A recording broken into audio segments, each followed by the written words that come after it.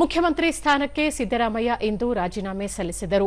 ಬೆಂಗಳೂರಿನ ಲೋಕಭವನಕ್ಕೆ ಅಪರಾಹ್ನ ತೆರಳಿದ ಅವರು ರಾಜ್ಯಪಾಲರ ಅನುಪಸ್ಥಿತಿಯಲ್ಲಿ ಅವರ ಕಾರ್ಯದರ್ಶಿಗೆ ಅಧಿಕೃತವಾಗಿ ರಾಜೀನಾಮೆ ಪತ್ರ ಸಲ್ಲಿಸಿದರು.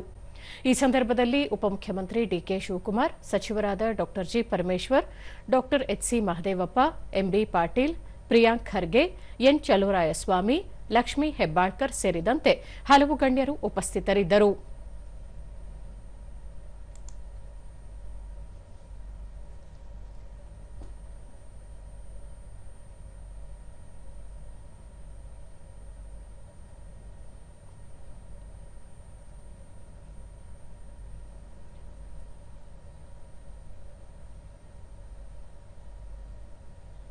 ಬಳಿಕ ಅಧಿಕೃತ ನಿವಾಸ ಕೃಷ್ಣಾದಲ್ಲಿ ಸುದ್ದಿಗೋಷ್ಠಿ ಉದ್ದೇಶಿಸಿ ಮುಖ್ಯಮಂತ್ರಿ ಸಿದ್ದರಾಮಯ್ಯ, ರಾಜ್ಯಪಾಲರು ಇಂದು ರಾತ್ರಿ ನಗರಕ್ಕೆ ಆಗಮಿಸಲಿದ್ದು ರಾಜೀನಾಮೆ ಅಂಗೀಕರಿಸುವ ವಿಶ್ವಾಸವಿದೆ ಎಂದರು.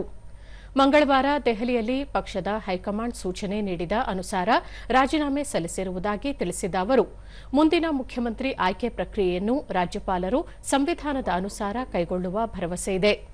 ಕಾಂಗ್ರೆಸ್ ಪಕ್ಷಕ್ಕೆ ವಿಧಾನಸಭೆಯಲ್ಲಿ ಒಟ್ಟು 136 ಶಾಸಕರ ಬಲ ಜೊತೆಗೆ 2 ಪಕ್ಷೇತರರ ಬೆಂಬಲವಿದ್ದು ಸಂಪೂರ್ಣ ಬಹುಮತವಿದೆ ಎಂದು ಹೇಳಿದರು. ವರನಟ ಡಾ ರಾಜ್ಕುಮಾರ್ ಅವರ ಅಭಿಮಾನಿ ದೇವರು ಹೇಳಿಕೆಯನ್ನು ಪ್ರಸ್ತಾಪಿಸಿದ ಮುಖ್ಯಮಂತ್ರಿ, ರಾಜಕಾರಣಿಯಾದ ತಮಗೆ ಮತದಾರರೇ ದೇವರಾಗಿದ್ದು ಸಂವಿಧಾನವೇ ಅತ್ಯುನ್ನತವಾಗಿದೆ. 2013ರಿಂದ 2018ರವರೆಗೆ ಹಾಗೂ 2023ರಿಂದ 2026ರವರೆಗೆ 2 ಬಾರಿ ಮುಖ್ಯಮಂತ್ರಿಯಾಗಿ ಹಾಗೂ 2 ಬಾರಿ ವಿರೋಧ ಪಕ್ಷದ ನಾಯಕನಾಗಿ 7 ಕೋಟಿ ಕನ್ನಡಿಗರ ಸೇವೆ ಮಾಡುವ ಅವಕಾಶ ದೊರಕಿತು. ಇದಕ್ಕಾಗಿ ಪಕ್ಷದ ನಾಯಕರಾದ ಸೋನಿಯಾ ಗಾಂಧಿ, ರಾಹುಲ್ ಗಾಂಧಿ, ಎಐಸಿಸಿ ಅಧ್ಯಕ್ಷ ಮಲ್ಲಿಕಾರ್ಜುನ ಖರ್ಗೆ ಹಾಗೂ ತಮ್ಮೆಲ್ಲ ಸಹೋದ್ಯೋಗಿಗಳು, ಕಾರ್ಯಕರ್ತರಿಗೆ ಧನ್ಯವಾದ ಸಲ್ಲಿಸುವುದಾಗಿ ಹೇಳಿದರು. ಯಾವುದೇ ರಾಜಕೀಯ ಹಿನ್ನೆಲೆ ಇಲ್ಲದೆ ಗ್ರಾಮೀಣ ಭಾಗದಿಂದ ಬಂದ ತಾವು ಮುಖ್ಯಮಂತ್ರಿ ಸ್ಥಾನಕ್ಕೇರಲು ನೆರವಾದ ಎಲ್ಲರಿಗೂ ಕೃತಜ್ಞತೆ ಸಲ್ಲಿಸುವುದಾಗಿ ಈ ಸಂದರ್ಭದಲ್ಲಿ ತಿಳಿಸಿದರು. ಈ ಅವಕಾಶವನ್ನು ಒದಗಿಸಿಕೊಟ್ಟಂತ ಸೋನಿಯಾ ಗಾಂಧಿ ಅವರಿಗೆ, ರಾಹುಲ್ ಗಾಂಧಿ ಅವರಿಗೆ, ನಮ್ಮ ಅಧ್ಯಕ್ಷರಾದಂಥ ಮಲ್ಲಿಕಾರ್ಜುನ ಖರ್ಗೆ ಅವರಿಗೆ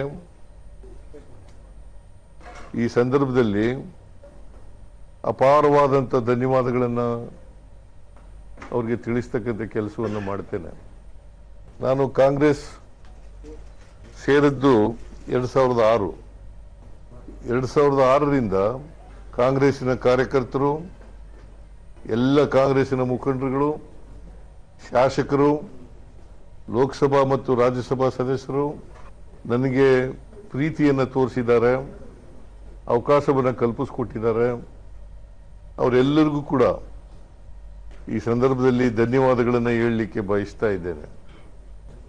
ಪ್ರತಿಯೊಬ್ಬ ಮನುಷ್ಯನಿಗೂ ಕೂಡ, ಸಮಾಜದಲ್ಲಿರ್ತಕ್ಕಂಥ ಪ್ರತಿಯೊಬ್ಬ ಮನುಷ್ಯನಿಗೂ ಕೂಡ, ಕಟ್ಟ ಕಡೆಯ ಮನುಷ್ಯನಿಗೂ ಕೂಡ ಬದುಕಿನ ಪ್ರಾಥಮಿಕ ಆದ್ಯತೆಗಳಾದ ಅನ್ನ, ಆರೋಗ್ಯ, ಶಿಕ್ಷಣ, ವಸತಿ, ಉದ್ಯೋಗ ಲಭಿಸಬೇಕು ಅನ್ನೋದ್ರಲ್ಲಿ ನಂಬಿಕೆ ಇದೆ. ಅದಕ್ಕೋಸ್ಕರನೇ ಸಮಾಜದಲ್ಲಿರ್ತಕ್ಕಂಥ ಎಲ್ಲ ಬಡವರು ಅವ್ರಿಗೆಲ್ರಿಗೂ ಕೂಡ ಅನ್ನ, ಗೃಹಲಕ್ಷ್ಮಿ ಮೂಲಕ 2,000 ರೂಪಾಯಿ ಕೊಡೋದು, ಎಲ್ಲ ಜಾತಿಯವರು, ಎಲ್ಲ ಧರ್ಮದವರು. ಆಮೇಲೆ ಗೃಹ ಜ್ಯೋತಿ ಮೂಲಕ ಎಲ್ಲ 1,64,00,000 ಕುಟುಂಬಗಳಿಗೆ ಗೃಹ ಜ್ಯೋತಿ ಕೊಡ್ತಾ ಇದ್ದೀವಿ. 1,64,00,000 ಗೃಹ ಜ್ಯೋತಿ, ಗೃಹಲಕ್ಷ್ಮಿ, ಅನ್ನಭಾಗ್ಯ, ಯುವ ನಿಧಿ, ಶಕ್ತಿ ಯೋಜನೆ. ನಮ್ಮ ಸರ್ಕಾರಿ ಬಸ್ಗಳಲ್ಲಿ ಕರ್ನಾಟಕದ ಒಳಗಡೆ ಎಲ್ಲಿ ಬೇಕಾದರೂ ಹೋಗ್ಬೋದು, ಫ್ರೀ. ಆಮೇಲೆ ರಾಜ್ಯದಲ್ಲಿ ಬರ ಬಂದಾಗ ಬಹಳ ಪ್ರಾಮಾಣಿಕವಾಗಿ ಎದುರಿಸಿದ್ದೀವಿ ಅದನ್ನು. ಈ ನೆಲದ ನೆಲ, ಭಾಷೆ ಮತ್ತು ನೀರು, ಜಲ, ನೆಲ, ಭಾಷೆ, ಇದರಲ್ಲಿ ಯಾವತ್ತೂ ಕೂಡ ರಾಜಿ ಆಗಿಲ್ಲ, ಬಿಟ್ಕೊಡ್ತಕ್ಕಂಥ ಪ್ರಶ್ನೆನೇ ಇಲ್ಲ.